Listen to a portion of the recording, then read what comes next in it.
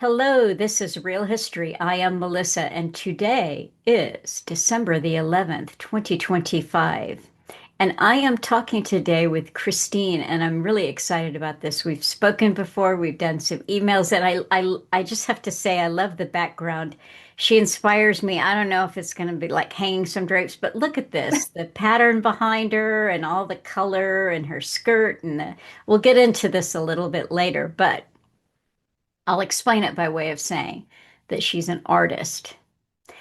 She is a wife, a mother of three children, and they're pretty young. I think she told me they range between the ages of 7 and 2, but I might have gotten it wrong. Oh, you're Nine, close. Good. It was eight one and and two, nine.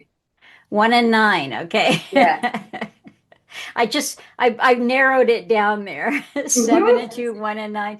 That's really something. So let's dive in. First of all, I want to tell you that Christina is set up her phone and she's recording into the phone right now because of the tragedy that she just discovered probably this morning. And if you want to tell us, I got a message from her saying, I may have to do this on my phone. Something is wrong with my computer. It's acting up. So tell us what happened. Sure. My children like to take and hide food for some reason. Like I don't feed them. So I constantly find strange food in the weirdest places. So I didn't check my computer for a couple days and found congealed peach juice all over the charging port, the keys, the screen. Nobody fessed up to it. Nobody knows who did it, but yeah, my computer is fried. Yeah. Discovered that yesterday when I messaged you. uh, That I was like, oh, the timing. uh, well, So yeah. anyway. So tell us, well, tell me and Hmm. everybody else anything that you want to tell us. If you want to start in with how you found Alan, but your whole story, your background, it's all quite interesting. I've got some questions, but I want to give you time to just say who you are. Oh, thank you. I appreciate it. Well, my name's Christine. I'm 41. Lived in Illinois my whole life. I mean, I've traveled outside of it, but this is mainly where I live. I've got a big old Polish German family. So my relations are all over and quite extensive. So family has always been important. You know, we're pretty traditional. I'm on the tail end of a lot of siblings. I'm Jan Brady, if that makes sense. And so my parents were always very traditional. And I obviously was born in the 80s, but I grew up in the 90s. And my house was like the old school house. You know what I mean? I was held to kind of like rules that other people weren't. But at the same time, my parents kind of let you, I'd go out and party a little bit, but I had to be home by 12. And, there were certain ground rules where they still were keeping an eye on you, but weren't so hard on you that when I went to college, I was fine in college. I went to class. I didn't become a drunk. I didn't sleep around because I kind of had that freedom, but also trust while I was growing up. And so I kind of, high school, college, I kind of rebelled against my parents because I was always the oddball. I am the Jan Brady, the weird one. I'm artsy, so I'm strange. I'd question things all the time, say the things nobody wants to hear, want to talk about things nobody wants to talk about. So that's kind of been my whole life. I took Latin in high school. College, I studied art history, and I did a double major. So I was a painting major, but then I was also art education. So I could find a steady job outside of college. Um, yeah, and I just I've always been a strange one. I call myself Pluto because I have a lot of friends and all these things, but I'm always on the peripheral. And sometimes I'm considered one of the planets, but a lot of times I'm not. But I'm always there. You know what I mean? So never felt like part of a group really. Hmm. But I love people and I communicate well with people. So I've always felt like an outsider and never into social media or anything. So I mean, I didn't get Facebook till like, oh gosh, what, 2019 maybe? And it was only because of my art business, trying to build that up. Hmm. And then the rabbit hole started from there. I mean, all the things. And I randomly found, so then I found Telegram, and that was during all the weird Operation C ordeal. And so then I got on Telegram, and there was a weird clip on because I was on some weird groups trying to figure things out. and somebody had posted one of Alan's clips, and I was like, who is this guy?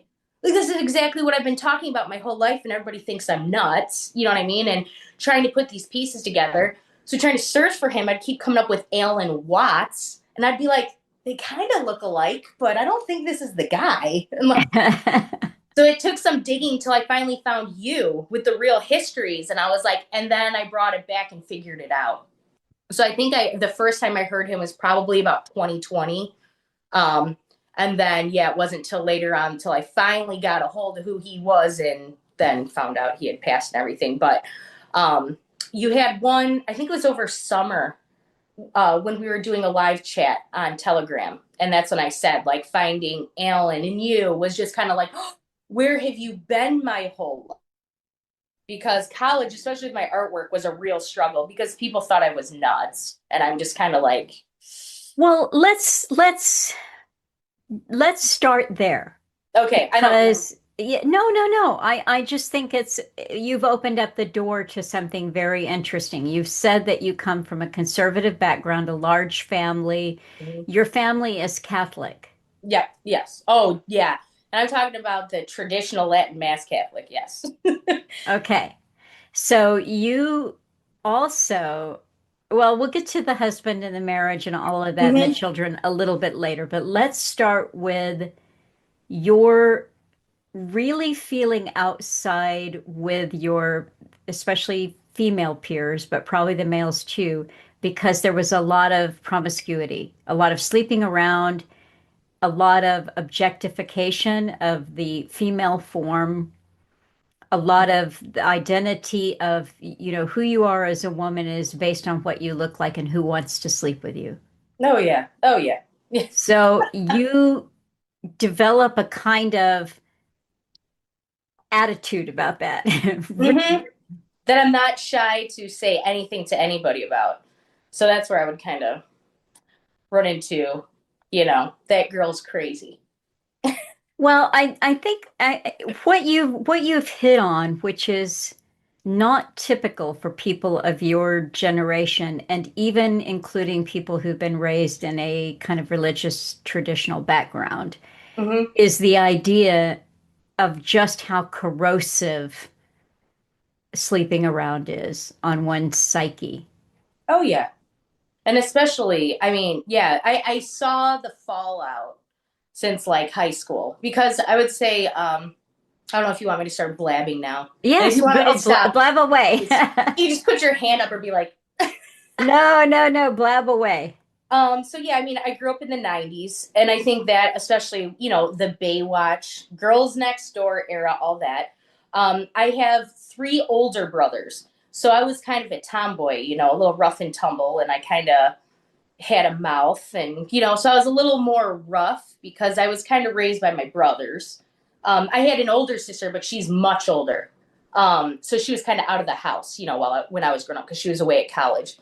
So yeah, so I have that side to me where I, growing up and even now, I have a lot of male friends because I kind of enjoy that humor and those kinds of things. But I'm also very feminine in terms that I'm emotional, but I'm also very caring and I love people. So I kind of have these two sides to me. And that's where I say I can fit in with a lot of people, but I'm a weird match for a group, if that makes sense. So yeah, with the girls, I would kind of like talk about things that made them uncomfortable, and with the boys, I'd point out things that made them uncomfortable. It's just I don't even know where to go with it. How do I so let's say growing up with the Playboy influence and all that. And of course, I think anybody, especially when you're young, you're attracted to beautiful women or whatever. Like I want to be that girl, the Hmm. one like the Scarlett O'Hara, when she walks in with the red dress, like the stunning one. Everybody is into that. But I think as I was growing up and starting to see, like, for example, Baywatch, that all the women are very thin and tan and all these things. And then it wasn't until Pamela Anderson came in with these, I mean, garishly ridiculous things that were supposed to look like breasts. And that kind of catapulted that whole genre for a long time. Hmm. And then, like I said, Playboy, The Girls Next Door. I mean, again, those, I mean, they're just ridiculous. I mean, breasts don't even sit like that. Um, and then he's like having sex with twin sisters and all these things where I'm like, okay, so we have like mutilation of these beautiful teenage girls, right, Hmm. to their bodies. Two sisters who are having sex with an elderly man, and this is like a good thing. And then he's Hmm. got 20 girlfriends. Hmm. And so in a way, I tried to play into it because I remember when I was 15, I got a Playboy bunny T-shirt. Just had the bunny on it, trying to fit in and trying to think those things are normal, and just being like the whole time in my head, like, what am I doing? Like, why? Like, what is this? What is this? Friends starting to sleep around. And teenage girls being put on birth control, having sex with boyfriends. I had a couple friends by the time high school was done that had children or had dropped out, and all these things. And I'd just be like, what? It didn't make sense to me. One of the big movies on MTV at the time was called Porn and Chicken. And that's about these people that deliver pornography and chicken to people's houses. And the other one was called Jailbait, about an underage girl who had a boyfriend in prison. And the whole thing was about sex. And then the real world. So that's that Hmm. whole era. And I'd just be looking around like, what? This is just like, I mean, gross. I didn't understand what the women were getting out of it. And I also didn't understand why a guy or a male would want to treat any female like that. Hmm. So I was kind of seeing this abusive, gross culture growing up. So anyway, so by the time I got to college, that was the Girls Gone Wild era. They actually came to our college. Yeah, Girls Gone Wild came and visited. Really? Yeah, Really? Ron Jeremy came. I actually talked to him at a talk. So that's what I was going through, and I would be telling my friends like, "What is this crap? Like, why do all these things so a man can use you?" And I said, "And these people that people will sleep with, you don't know if they just slept with someone 2 hours ago, and did they even shower? You know what I mean? Like just bed hopping." So I'd make art projects about that, and people would think I was either for it and glorifying it, or they would think that I was like this man hating, angry, feminist, whatever you want to call it. And I would just kind of be like, is nobody disgusted by this? It's very strange, very strange. Hmm. So yeah. And then so I started using because I had a bunch of guy friends in college, their old magazines, I'd be like, can I use that? And I'd do collages out of them, you know? And then my one friend tried to tell me, I just read it for the articles. So I started reading the articles. I'm like, even the articles are disgusting. And the way Hmm. they talk about women. Hmm. And it just like kind of terrified me because in a way, it was still abuse and beating someone up. You're just doing it through sex. And that to me made it even more disgusting because, like, this concept of it being a way to connect with each other, an emotional, physical connection with somebody, but also the way we bring human beings into the world, totally erased to turn it Hmm. into this strange masturbatory horror show, in my opinion. So that's It, what I would say. it's interesting too. You talked about Hugh Hefner with the twins, and I mentioned to you when we were talking a while back that the somehow those twins had come up. You know how you're reading a news article and they Yeah. give you it was a where are they now thing. Well, I didn't even know where they were then. You know what I mean? I'd Mm-hmm. never heard of Hugh Hefner and these young twins. That was all after my time, if you want to Oh, like sure, right. whatever. I mean, I just didn't know about it. But I was telling you that I mean they're just a tragedy now. I mean Oh, really? they are a tragedy. It's to think about when you look at some of these young girls. I mean, especially now I'm going to go all over the place, but you and I were talking about some of the Disney girls Mm-hmm. that It's the start same off. trajectory. It is the same trajectory, and the tragedy there is that the parents are generally the ones who are pimping them out. You said the word. That's it. The pimp. Yep.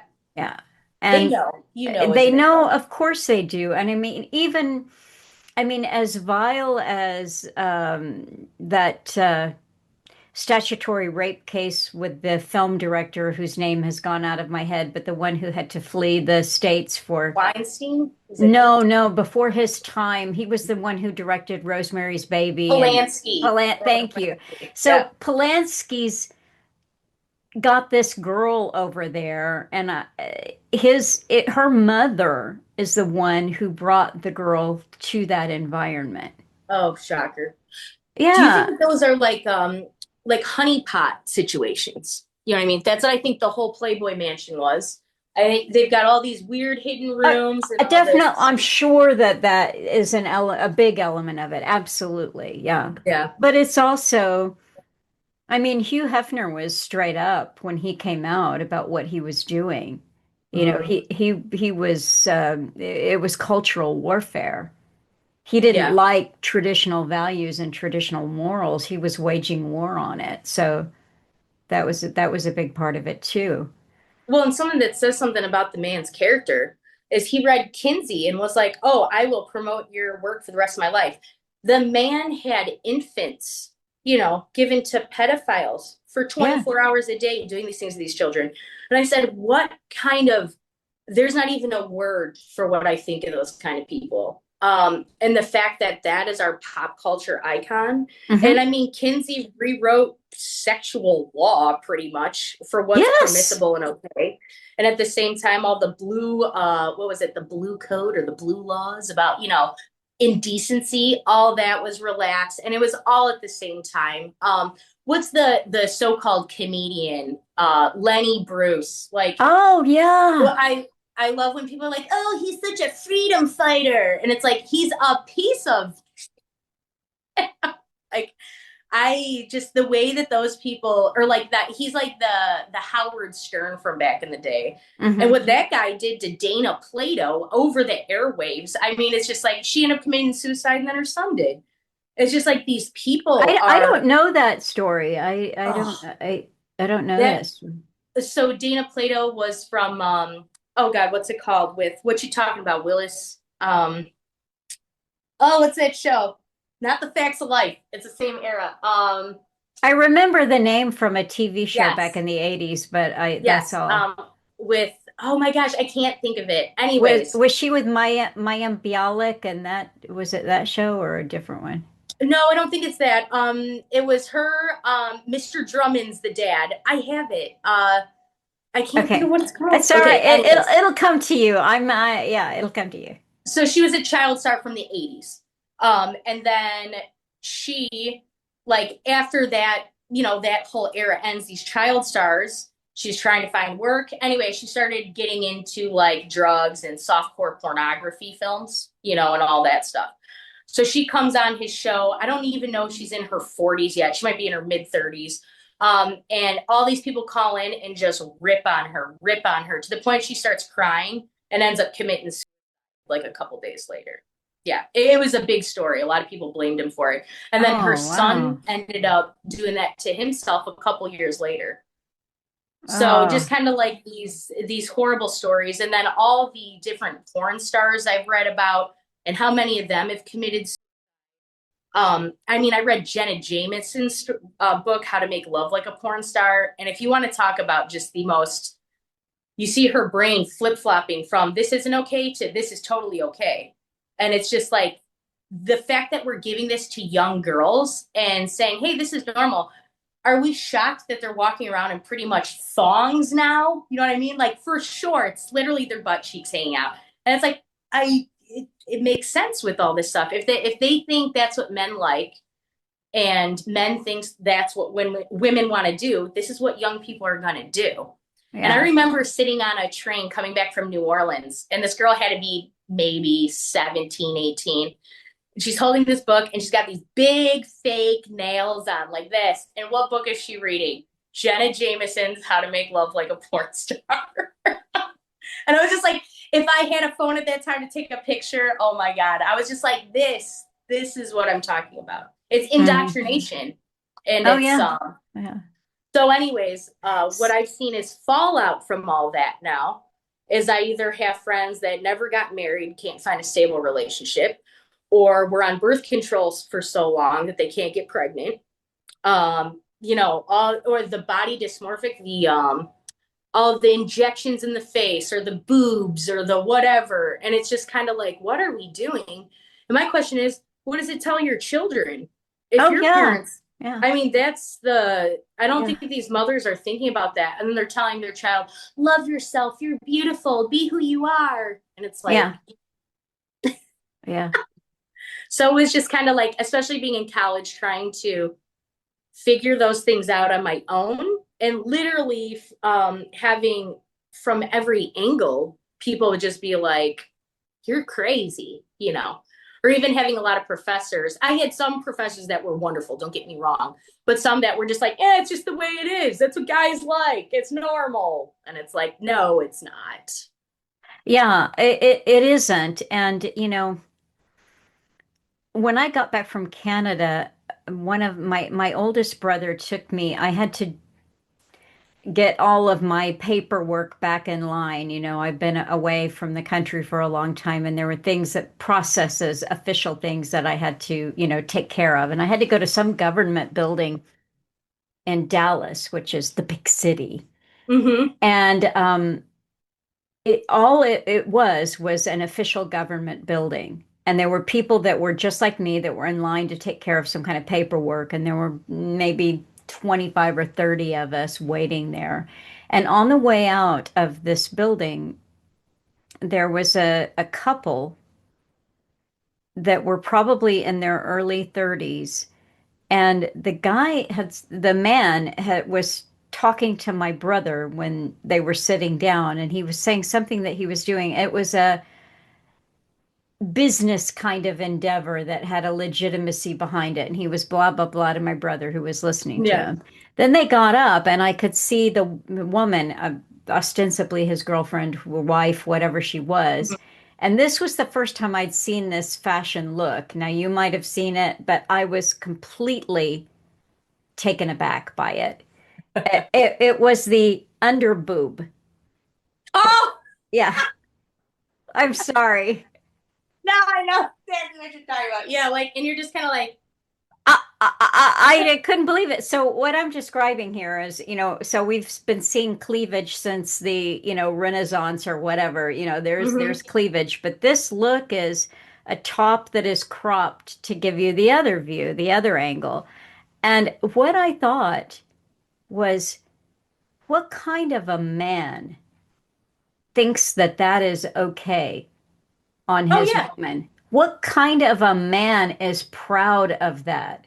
I mean, and they were obviously, I think he may have even said to my brother, my wife, blah, blah. And it's like, so you are sharing the most intimate aspects. You're alluding to this publicly. This is what we do. This is our thing. Letting it all hang out, Oh yeah, right, literally. literally. I also think that the really dangerous thing, especially thankfully that we can talk about the RAPE word.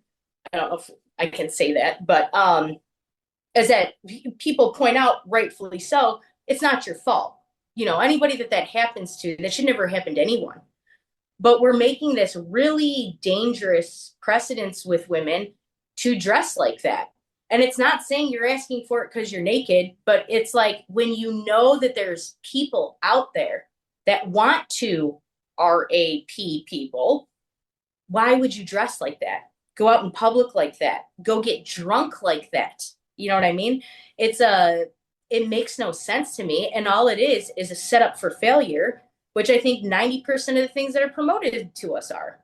Hmm. It's just we're causing all these issues. I mean, Chicago, the stuff that's going on, the violence there, and it's just the constant these idiots that they call mayor. They don't do anything. These people are just in place and given a paycheck to just spew lies. But the violence that's going on, and it's just like, oh no, nothing's happening. Nothing's happening. Look over here. The news speak. Hmm. It's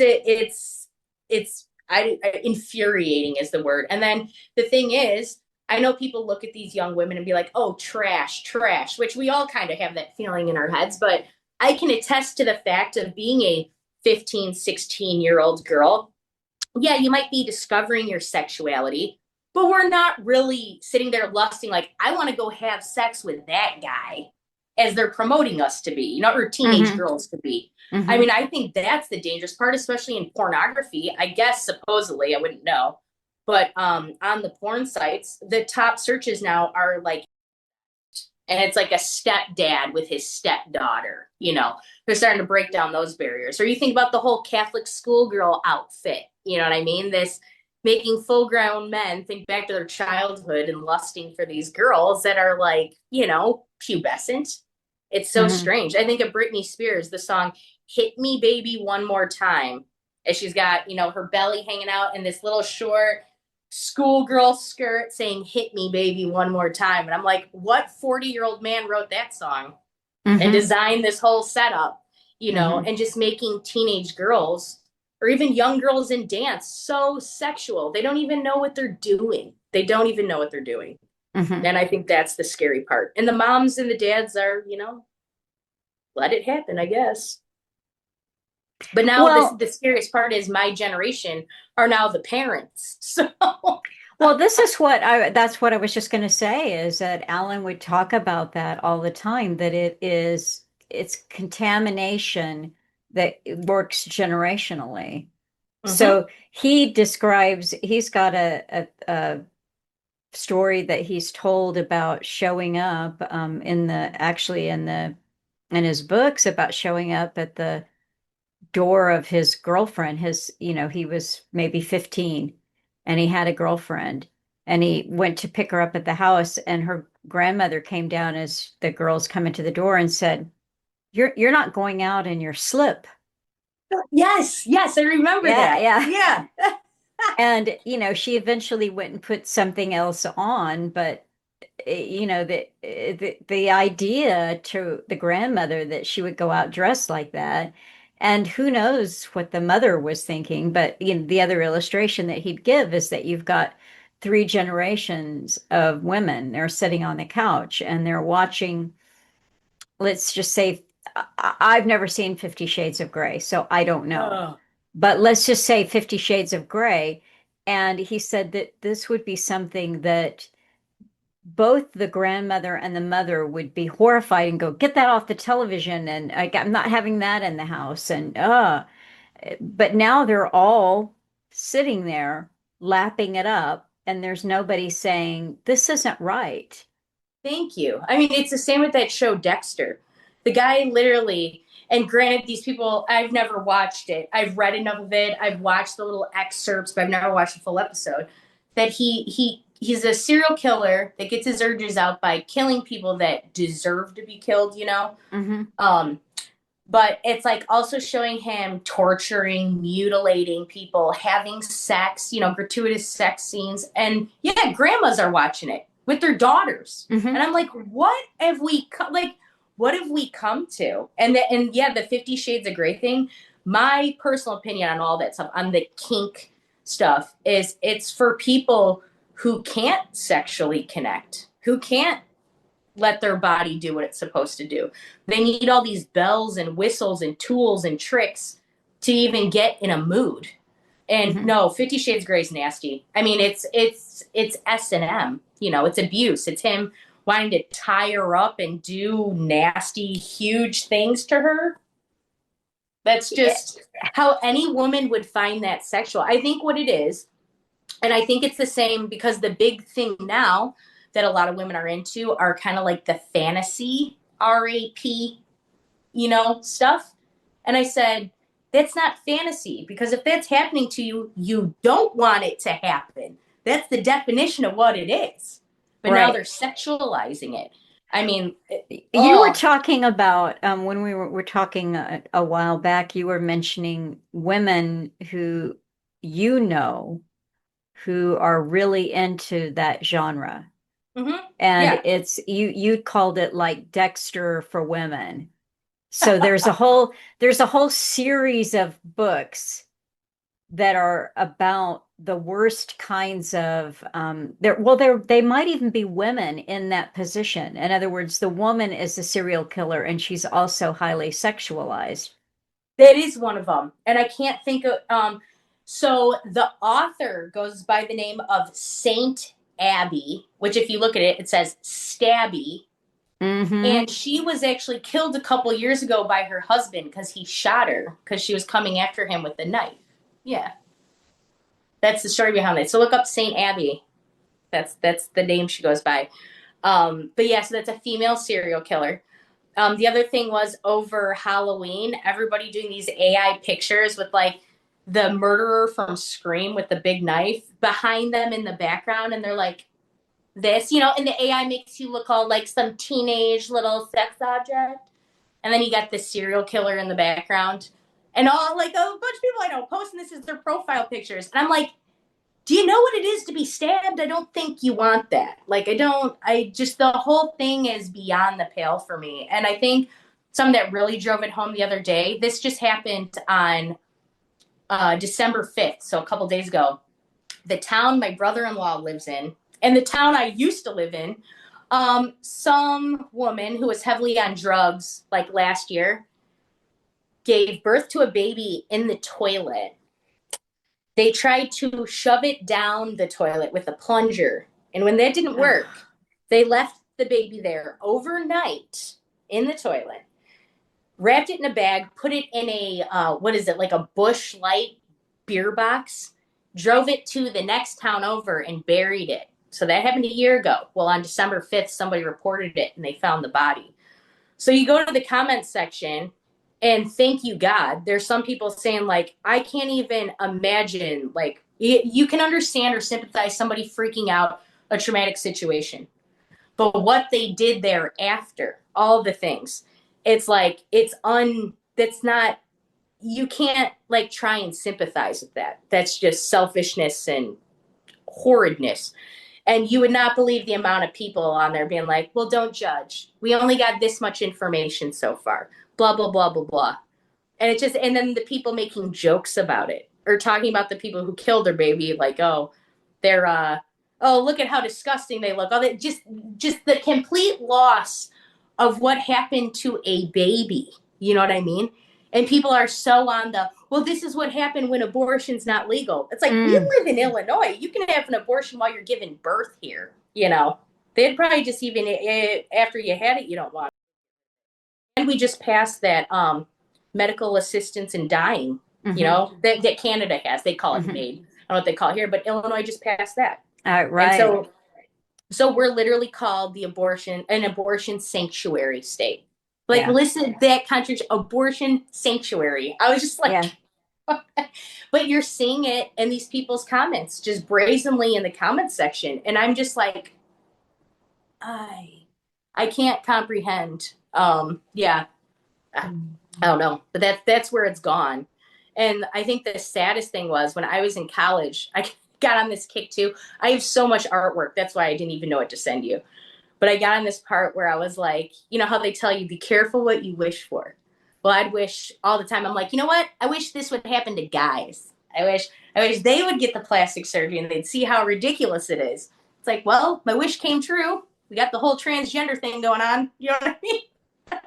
It didn't get any better.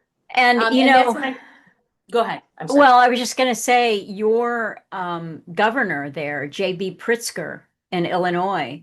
He's from. I have written about them as not sure. The Pritzker family. I know This you. is Yep. Aspen Institute. His cousin is this weird Jennifer Pritzker. I don't remember Jennifer's name when Jennifer was a man, but or with Mm-hmm. a man with and it would let's just say an intact man Mm-hmm. who Jennifer Pritzker is the one who has heavily funded the transgender ideology being promoted countrywide in universities, not just in Illinois, but in universities all over the country.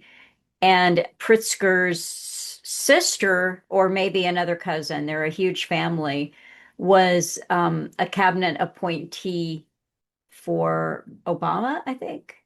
Okay. Yeah, there actually it could be Trump. I don't know because I don't keep up with politics, but and It's all the same.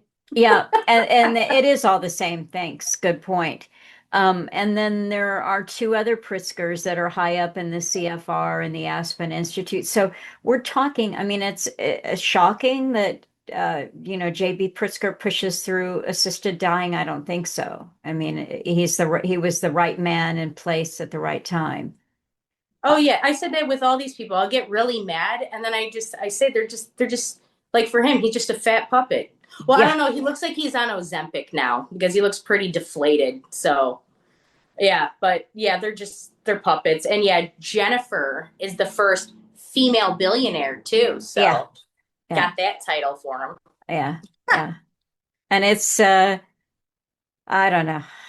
I try to be specific in the way that I say things. So Jennifer is the first man who has been divested of his manhood billionaire.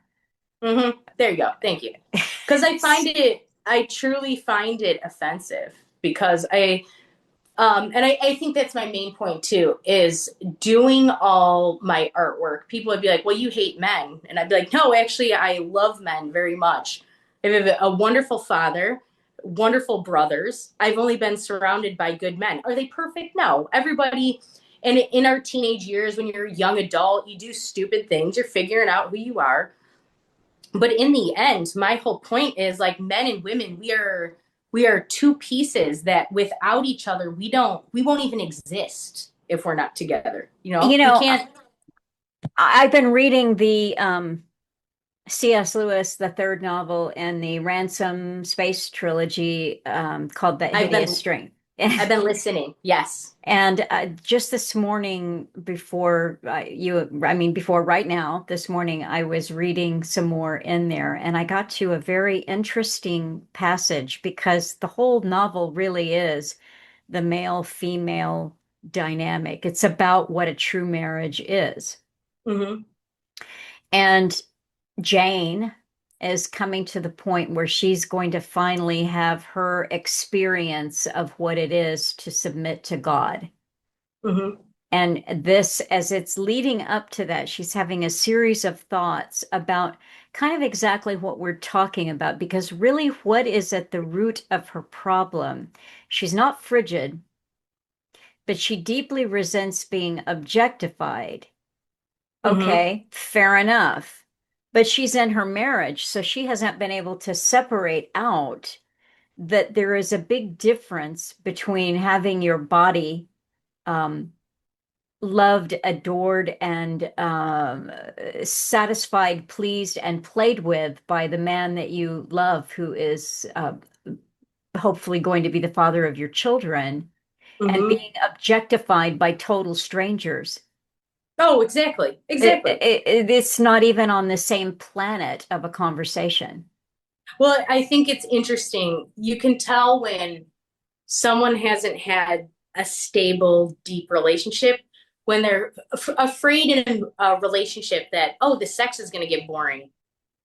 Like if you're in a good relationship, you know what I mean? It doesn't, and it never does because number one, you're not in this alternate reality of trying to please someone, right? You just are. You exist together.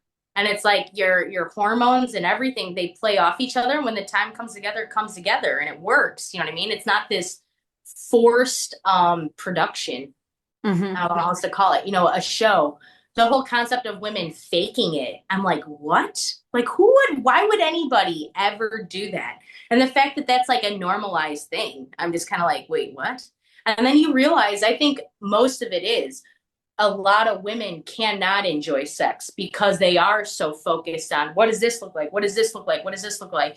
And it's like, but sex isn't pornography. You know what I mean? It's not necessarily focusing on one thing. I mean, at points it could be, but it's not like that. You know what I mean? When you're in the moment with somebody, you're engaging together. It's not like you're on a screen.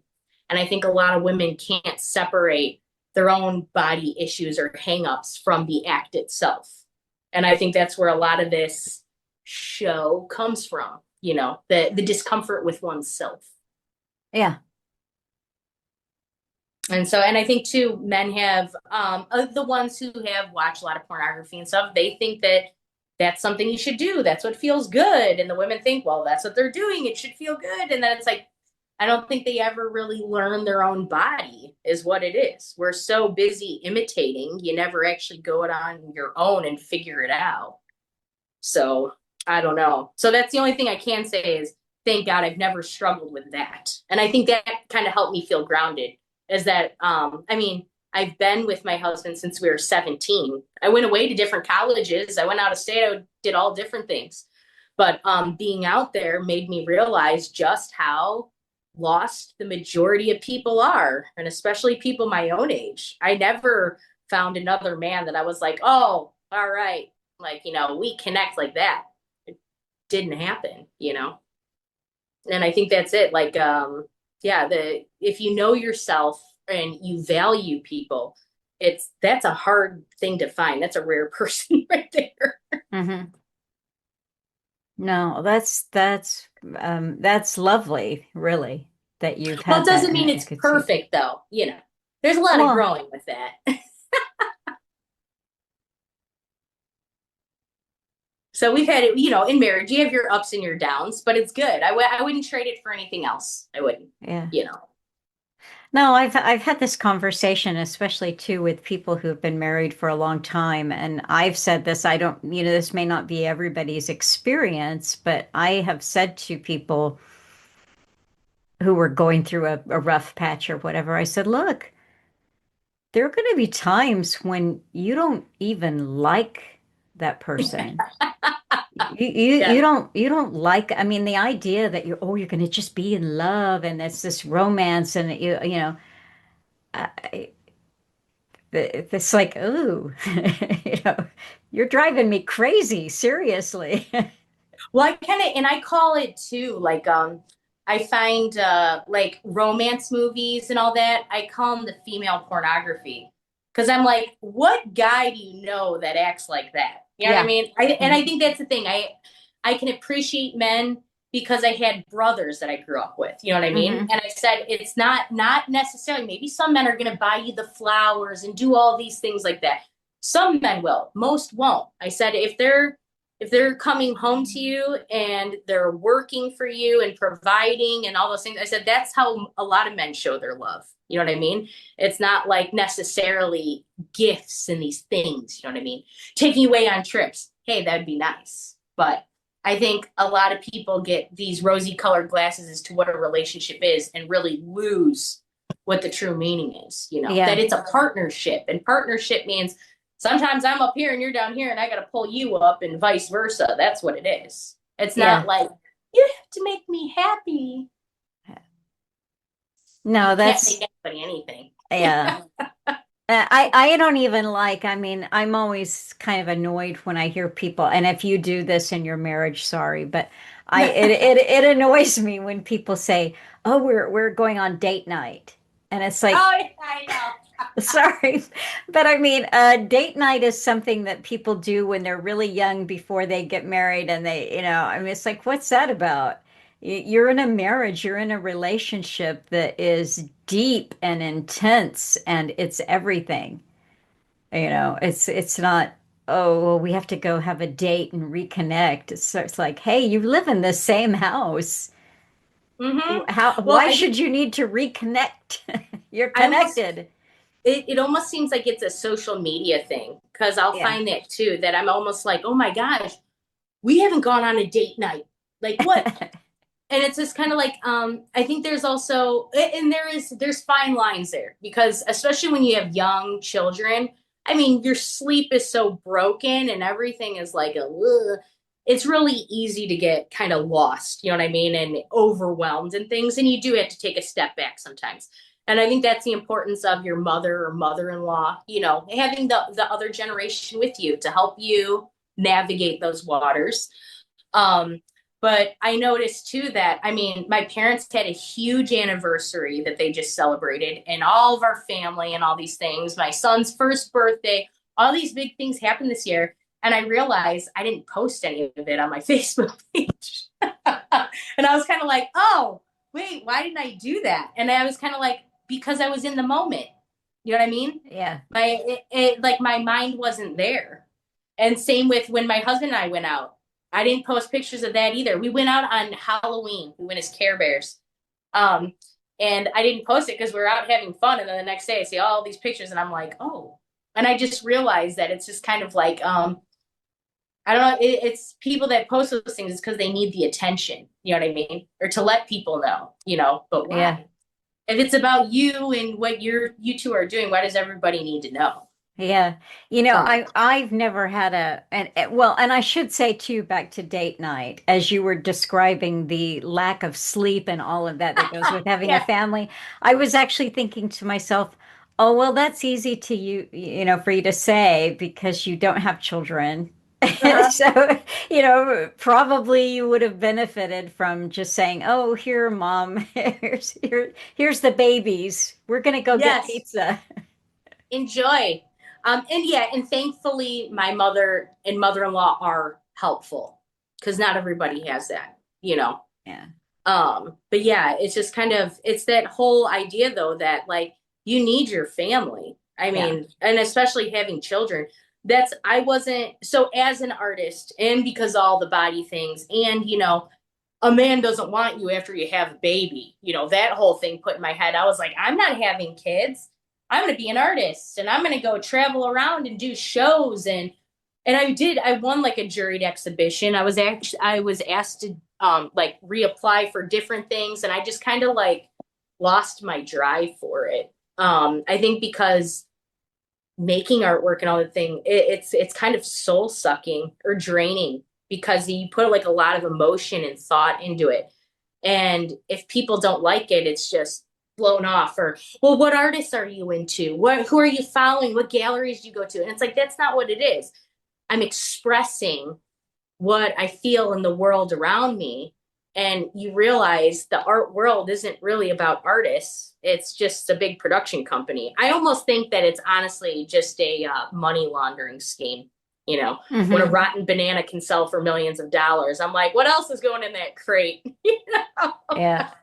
I think it's like a racket. And so for me, I'm an artist. So if I want to make stuff, I make things. I don't make it for anybody else. I just kind of reflecting what I see, I guess. And I don't even know what tangent I went off on and what I started with, but anyways.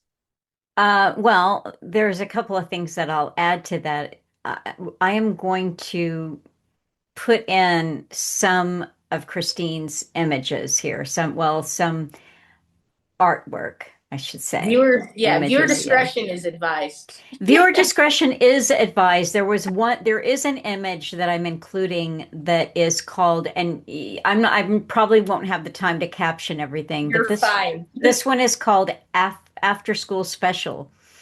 And I do believe that you'll be able to recognize it.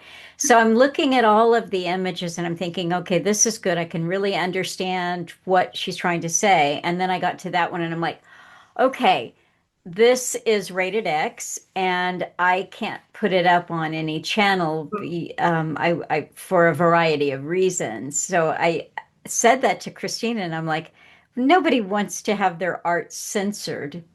But That's okay. she didn't miss a beat. She said, I don't even want to say the word, but she said, I'm so progressive. I just managed to, she said, I turned that into a torch of freedom. So, Looks like a big old doobie. Yeah.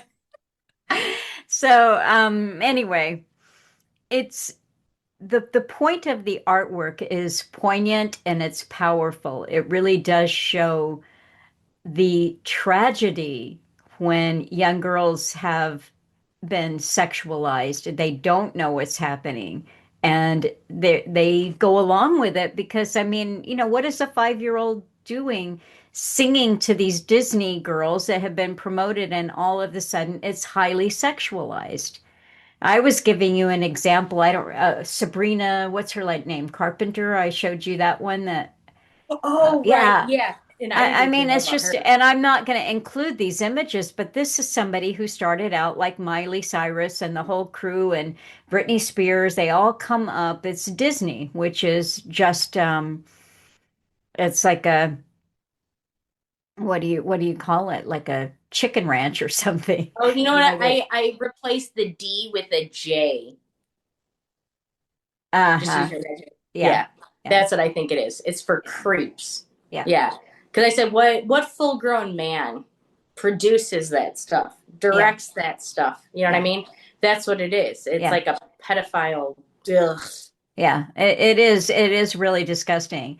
And more needs to be said about it. But I mean, on the other hand, what you're looking at is generational fallout. You're looking Oh at yeah. cultural contamination, and what Christine told me in a conversation a while back that it's heartbreaking, really, is that these friends of hers that are into reading this kind of serial killer sexualized novels, and they think it's perfectly okay, and some of them would call themselves even, I don't know, like normal people or Christians or conservatives or whatever, and they're still taking this in.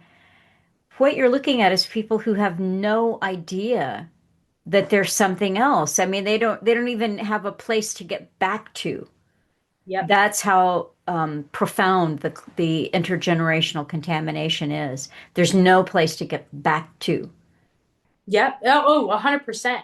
And then, I mean, so something that's weird is, like I said, my artwork. So this, a lot of that was done like 2006 to 2009.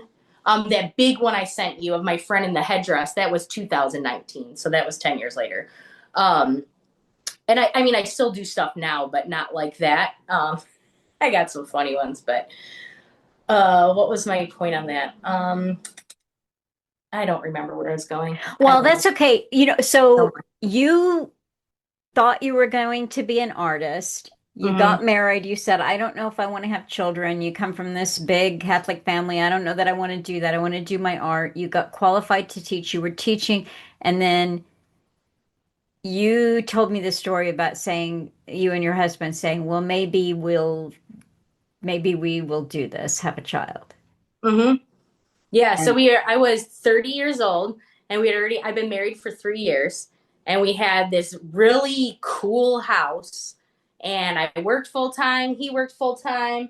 And he was just kind of like, so are we gonna have kids or not? And I was just kind of like, I don't know, like apprehensive. And again, in the back of my mind was that idea, am I going to get fat and ugly and he's not going to like me anymore, and mind you, both my grandmothers had 6 and 8 children. My mom had 6, you know what I mean? Like, my other aunt had 11. Like, they're still married. Like, I'm ignoring all that, you know what I mean? I'm listening to the people, the broken people, Mhm. the things everywhere. And then I worked at this time. Oh no, before that, when I was getting married, I had worked at an office that was a bunch of people that were either divorced or broken marriages or single, and just all this negative, on it that also played into it. Mhm. But yeah, so when my husband was like, I mean, I would like to have children. Do you think that's something we want to do? And I was just kind of like, I guess. And so we stopped trying to prevent it. And I was pregnant that month. And so I remember being like, oh my God, I just feel horrible. Like I'm hungover or something. And we were going to have friends over that night because, like, every weekend we'd have people over. We owned like a big old house in the middle of the country. So it's like, oh, let's have another party. And he's like, I don't know. He's like, I think maybe you should take a test. And I was like, so then I took it, and I was crying. I came out of the bathroom and I was like, I guess we're not having a party tonight. And like my whole 9 months, I was kind of not unhappy or whatever. I was just really apprehensive. I was like Uh-huh. scared, I didn't know what was happening. And then at this point is when I was teaching, and it was such a stressful job.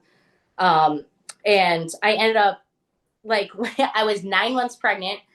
We ended up selling that big old house in the country, and it was on my due date that we closed. And it was like 1 o'clock in the morning. We left the house. We go to my mother-in-law's house, go to sleep. Next day I wake up and I'm going down the steps, and I slipped and I landed on my butt, and I went down like 12 steps. And I mean, I was Ooh. like 40 weeks pregnant. And I Mm. was I put on a lot of water weight when I'm pregnant, so I literally turn into like Violet Beauregard. So that was like 200 and something pounds. the stairs. So my mother-in-law and my parents are there and they come running. They're like, what was that? And I said, what happened? And they're like, you need to go to the hospital. And I was like refusing. And they said, so call your midwife. Because I had a midwife because I was going to do all natural. And then I called her. She had me do kick counts and they were kind of low. And so she's like, I need you to come in. And I was like, oh, now they're gonna, anyone who's a midwife or has been pregnant knows if they get you in there and they think that there's a reason you shouldn't leave, they're gonna make you stay. And if you're not in labor, they're gonna induce you, that whole thing.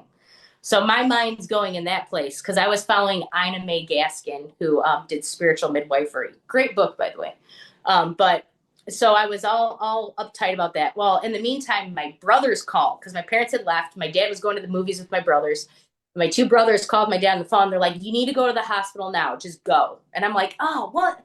So I go to the hospital, and exactly what I thought was going to happen happened. And I'm sitting there cursing my brothers, like, never should listen to anybody. Now I got to sign against medical advice to get out of here. And I was so upset. And my husband's like, listen, he's like, you have a midwife. Like, she's not going to make you stay unless she thinks there's like a real problem here. Like, I think you need to, like, we just need to listen and whatever. So the next day they tried to induce me. It didn't work, of course. They had zero dilation. I wasn't dropped at all. So they're like, we're going to have to do a C-section. So I was very upset at that point. And I was just like, oh, so fine, whatever. And like, and I didn't cry the whole time, but inside I was just like, why is it everything, and again, it kind of goes back to my artwork, like all this intervention, right? I can't just do this natural, like whatever. So anyways, we go through it all. And then when he came out, he wasn't crying. And I noticed that they were kind of and I was kind of like, oh my God, this isn't good. Then they got him to cry, whatever. Anyways, it wasn't until like hours later that I finally get to see him because they go through all this stuff. And I'm sitting downstairs alone, puking my brains out because I do not react well to the spinal block or whatever. And I finally get to see my son, and oh, he's so cute. He had a little elf hat on. But when we finally see my midwife, she came up to me and she sat down and she was super serious. And she goes, oh, it makes me want to cry. All right, here's my femininity coming out. And she goes, do you believe in God? And I said, well, yeah, because I did, but not really. And she goes, I've been doing this for like 35 years. My C-section rate is 6%. And she said, I don't do them. And she said, this was every bit of a miracle. She said, if you didn't come in, he would be dead. Because he had the cord was around his neck 3 times, which can be normal. He had a surgeon's knot, which can be normal too. So when he was really little, he had a huge umbilical cord. He did like a loop-to-loop and pulled like a knot through it. And then the thing was, though, I was full of like meconium. That's the poop. So he was just breathing it all in. And so if I had left, or if I had never gone to the hospital like I was planning, or my second plan to sign the against medical advice and leave, she said I would have delivered a dead baby. And so that to me was like hit me in the face, because everything that I blew off for so long and said wasn't important, and all the things, it's like it humbled me. And the main thing was that day, like earlier that day before I fell, I went up to my mother-in-law has like a Mary statue in the back, and I just said, like, I don't know what I'm doing or why I'm even doing this, but as a mother, all I want is a healthy baby. That's all I want, a healthy baby. And a couple hours later is when I fell down the stairs. And so she said he had been like that for a while, and that if I hadn't have fallen, I never would have known that he was like in distress. So after that, I quit my job. I didn't go back to teaching. If I had taught one more year, I would have had all my student loans paid off, all kinds of things. And I just said, no, I'm done, and moved on. And since then, I haven't regretted it. And I found that there's so much on the internet of, like I said, the pro-abortion and women need, their right to work and all this stuff. And I said, of all the things I've been through and like all the jobs I've had in careers, I mean, I was a secretary and then I was a teacher, I had the health insurance and all the stuff. And like, it's a joke. I said, the best career I have ever had is being a mother. And I said, it's the only career that I am not replaceable. And the greatest masterpieces that I've ever made are my children. And I wouldn't have known that. And I would still be making ugly, garish things because that's what the world was telling me. And all the beauty is like what came from my imperfect body. And that's all like I wanted to say. And it's so emotional because it's so sad what we've become. And like I said, just that story of the baby in the toilet, it's just like then people, the way they blow it off, you can't make them understand. And I would not understand unless that happened to me. It was a situation. If that never happened, who knows? Maybe I'd still be angry and making penis paintings and being like, why do I feel crazy? So, and another thing I want to touch on though, after Okay, school well, special. you made Oh, me go ahead. cry, so I have Oh, sorry. to. See, our femininity is coming out. We're getting emotional here. But it's like the value of life. I don't know, like what's important. It's not looking like this. It's like being who you are, crying, being ugly and red faced, and just being like, it is what it is. It's doesn't matter. But the main thing with that after school special one though, I made that in like 2006.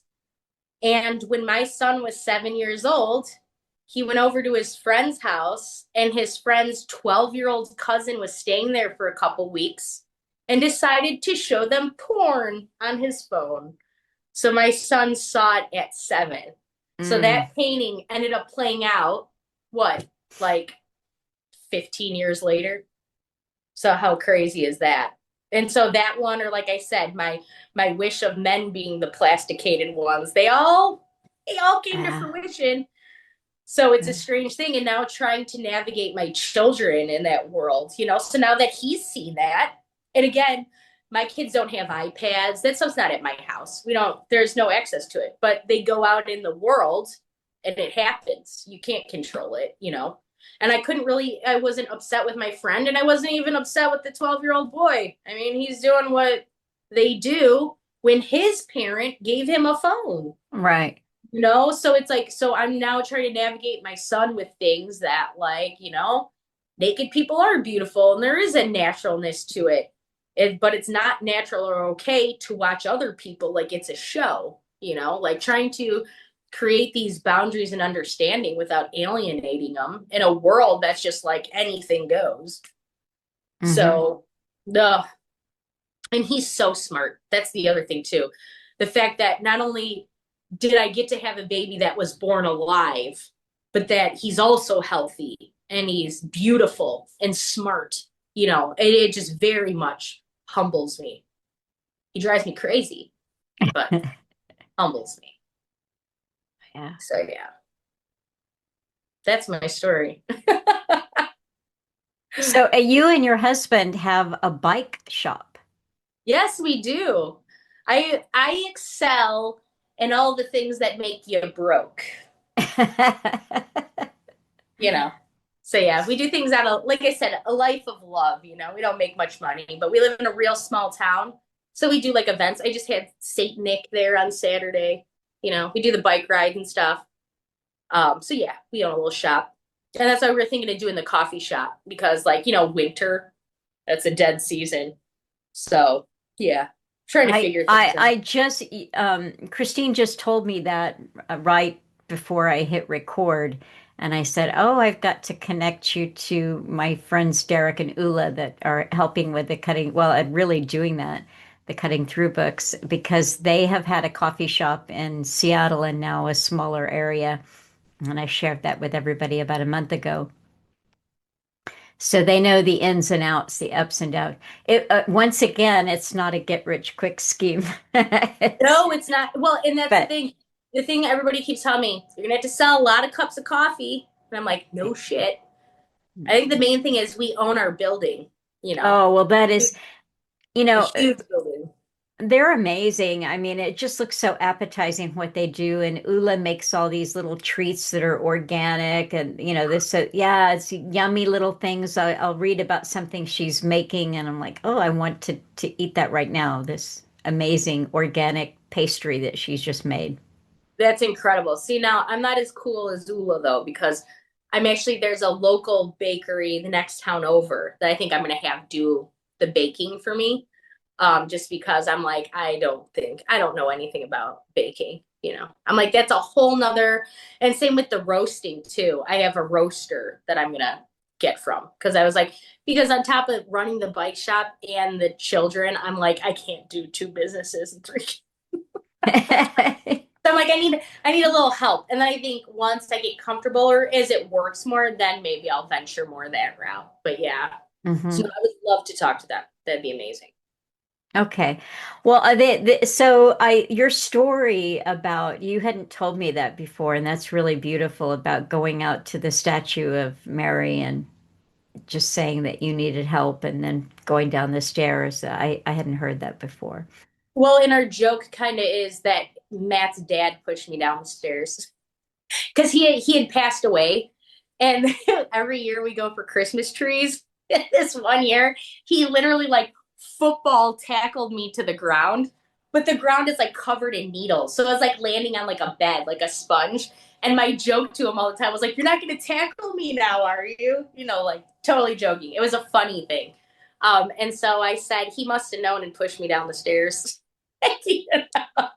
That was our joke. But yeah, it was so that kind of brought me back into like finding God and those different things and my view on the Catholic Church too, though, right now, like that's a whole nother story. All I'll say is what's running it now is yeah, like not good. It's evil for sure, what's infiltrated there. But I think the truths that there are, you know, that you can find in a lot of religions, but I think that there's certain truths that have held on for thousands of years because it's truth, you know, family, being faithful to one another, and the sacrifice of yourself, you know, instead of what can you do for me? It's Hmm. what am I doing for you? And my whole life has been that with my parents and my grandparents. All they did was sacrifice for their family, you know, and my parents raised six successful children, you know, no drug issues, nothing. And how does that happen in the modern world?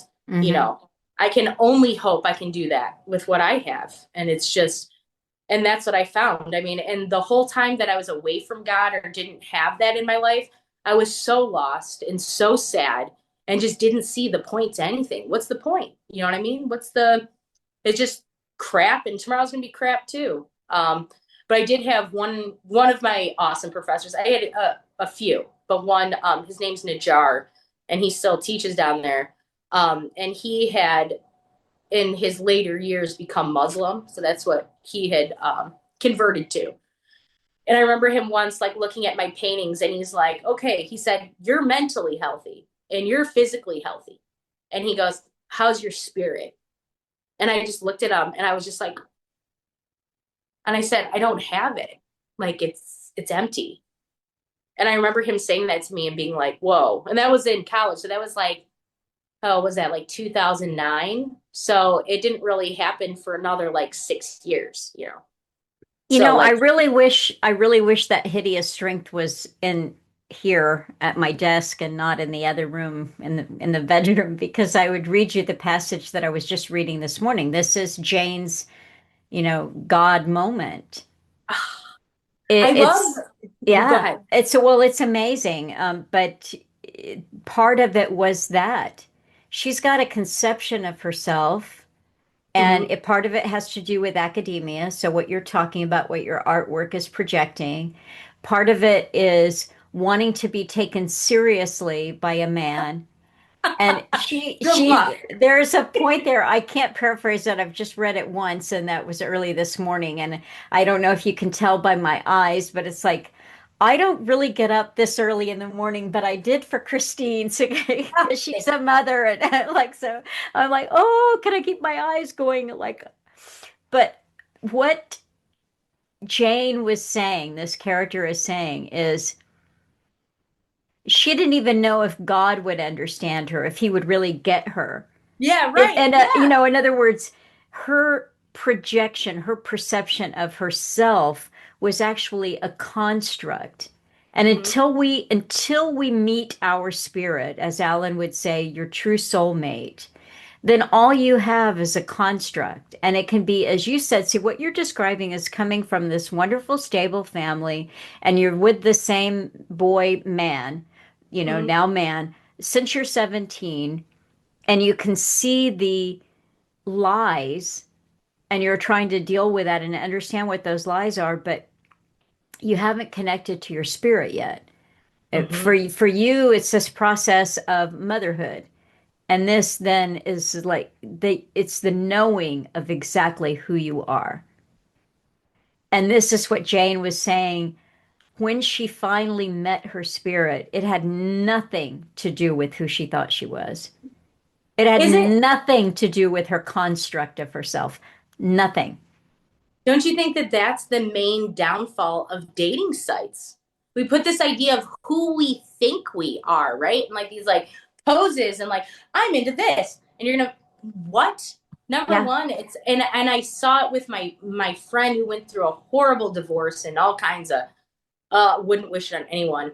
But the way she would present herself, and I tried to tell her, like, you just look like meat for a wolf. Like if I was a bad man, I would look at you and be like, easy target. Because the Hmm. picture she would put on there. And I said, in the way she would describe herself or whatever, it's like that's not even you. Hmm. And so how can you find someone when you're describing yourself and it's not even who you are? And the main thing is I'm an artist. My husband studied physics. So if you want to talk about two completely different brains here, you know what I mean? We are so different in that way. But well, we kind of like the same music and things, and we're both weird and we like the outdoors. But it's really that we came from the same value set. You know what I mean? His Hmm. family, how he was raised, and that's what it is. When they talk about being opposites, we're opposites, but our purpose in life and what we value is the same. And the way we want to raise our children is the same. And that's what I think is the big disconnect with people is that we're all wearing costumes and wondering why nobody knows who we are. Beautifully said. Thanks. Well, is there anything else that what do you go? Oh, we haven't talked about your acting career. Well, I didn't start acting till I was 40. So just to Okay. let people know. Yeah. So it's never too late. And it's just, I've got these people in town. So we live in a town of 1,200 people. It's small. So if anything happens, it's because a couple people make things happen. And there's this couple in town that they build these incredible parks. They made a pirate ship one that's just, it's so cool. She's a former art teacher, so we connect on that. And there's this old mansion in town that does murder mystery dinners. And one time they're talking like, yeah, we need more actors, whatever. And I was like, well, I'll try it. So that's what I do. Make some cash. And that's how I bought Alan's series on the flash drives. I saved up. I did Oh, 11 shows and then I bought them. oh, that's wonderful. Well, you told me that you'd saved up, but I didn't know it was from the murder mystery. That's lovely. Yeah, I got $50 a show. So I saved up 11 shows and I had it. So yeah. Do you love the flash drives? Oh, they're amazing. And I'm not just saying that. Like as an artist, when I didn't know what to expect, you know.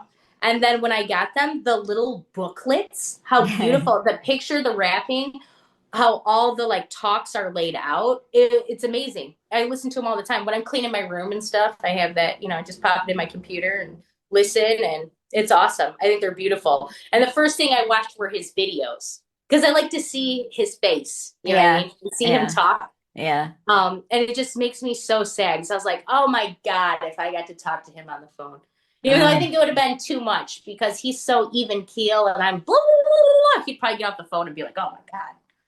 I'm not sure. I'm not sure. I can imagine there are very few people who could ever take the mic from Alan. Oh, I just think I- he's so amazing. And it's just in everything I felt about everything, he touched on all of it, all of it. I mean, even the historical sense and how things don't piece together. I mean, it was like I had all these puzzle pieces And he was not only the missing pieces, he was the glue, you know? So I had it pretty much there, but I needed something that wasn't a book or some random person to be like, okay, this is how they all go, and Hmm. we're gonna make them stick. And so I have nothing but thanks to give to him and to you because it was you that I found and therefore found it was the your real histories that I finally traced down. Well, I know that feeling about finding him. For me, it was just this aha of I didn't even know how empty I was. I didn't understand that I had not found my soulmate, The missing piece. the missing piece. I just didn't know. It's like, oh, everything is perfect. Yeah. Well, and I can't imagine what it would have been if he didn't find you. I mean, where would his work be now? You know, it's you're carrying it on and it's just I think it's amazing. Well, I think that, yeah, I mean, thank you. Thank you for saying that. But I know that I brought Alan some years because he was never in good health his whole life. And I think, he burned the candle at both ends and he didn't stop doing that because I arrived, but at least he had somebody who cooked and looked after and, kind of kept a routine going. And I know that added years to his life. Well, I'll even say my own husband when he was in college. I'd go visit him. We were like 6 hours apart. So I'd go drive and see him or he'd come see me. And I remember coming into his room once and I'm like, is this an opium den? Like it's just like trash. And like, what have you been living on? Like, canned chili or like, oh, like I was just like, what is this?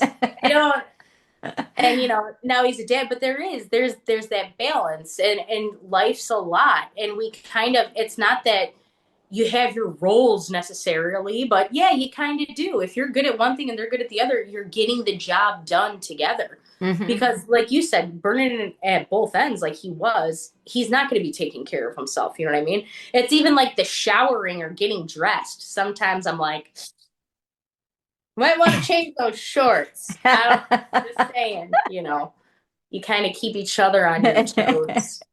So no, I wholeheartedly believe that. And I think that's for anybody. You have someone in your life.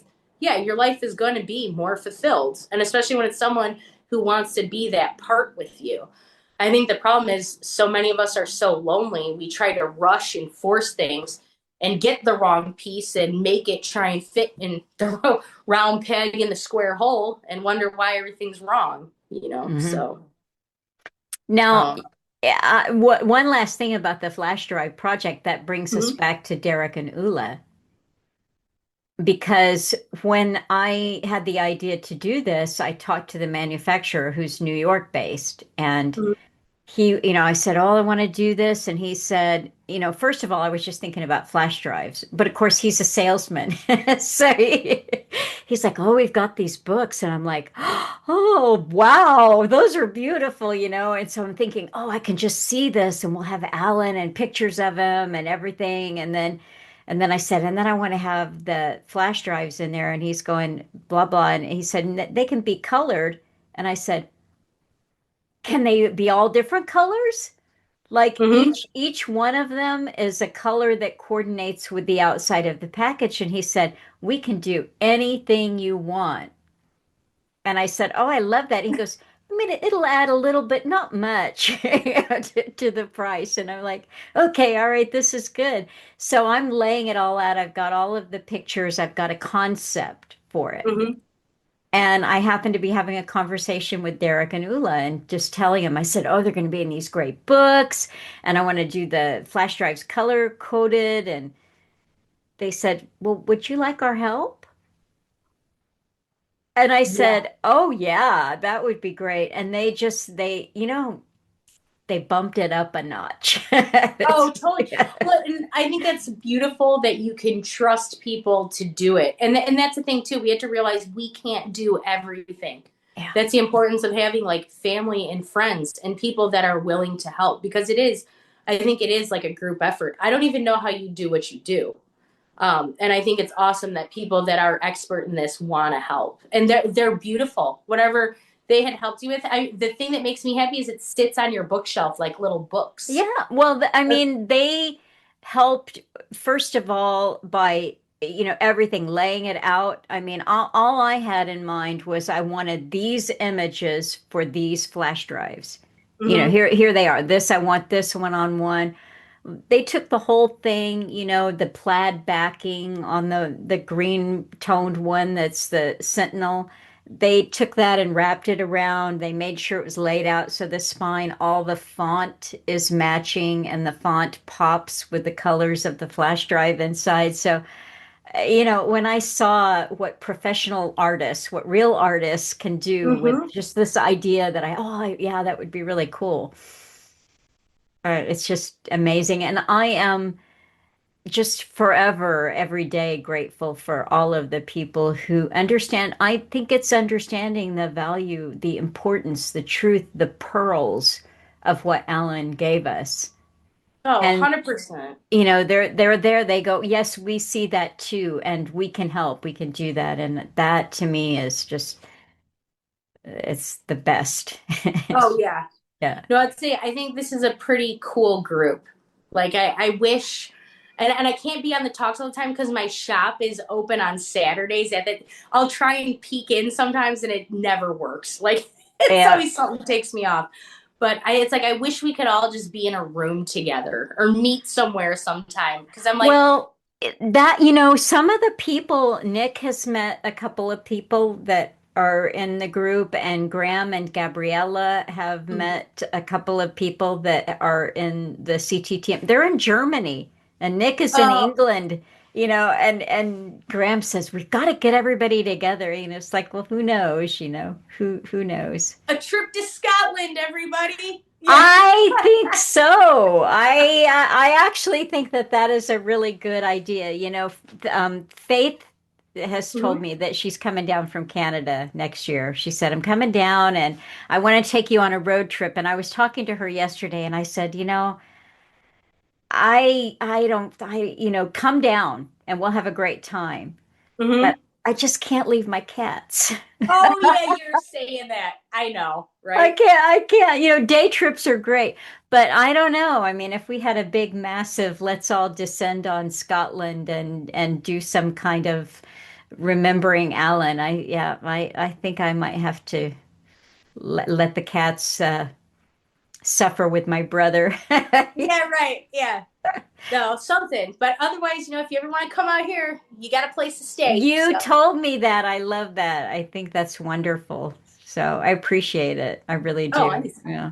I tell you, I personally, I've thought about this a lot. I kind of think that